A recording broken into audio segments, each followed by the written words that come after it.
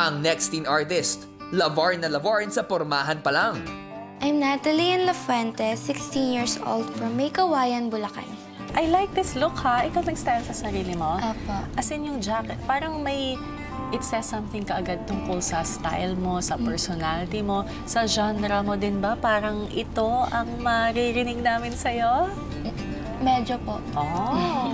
Nahilig po ako sa pagkanta dahil po sa pagmamaliit sa akin ng mga taong nakapaligid po sa akin ng elementary days. And pinush ko po yung pagkanta ko dahil gusto ko pong i-prove sa kanila na hindi lang ako yung Natalie na minamaliit nila. Wala daw po ako mararating sa buhay, maliit, maitim, mataba. Malaking tulong po si Mommy. May times po galing ako school na iiyak po ako sa kanya.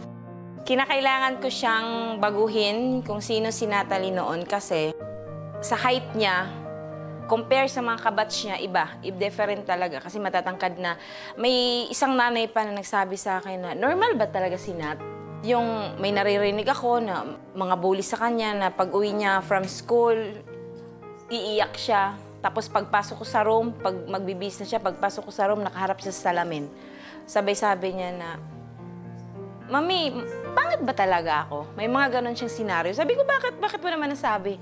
Sabi ko sa kanya, hindi maganda yan kasi yung negative, kung iti-take mo as negative, walang mangyayari. Kaya in-advise ko siya, simula ngayong araw na to, ayokong makitang umuwi ka na umiiyak.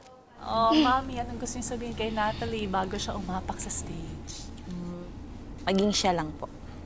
Kasi pag gagawin niya yun, magre-reflect yun sa performance niya.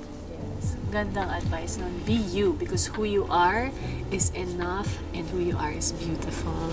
Sumali ako ng The Voice Teens dahil isa rin po to sa pangarap ko.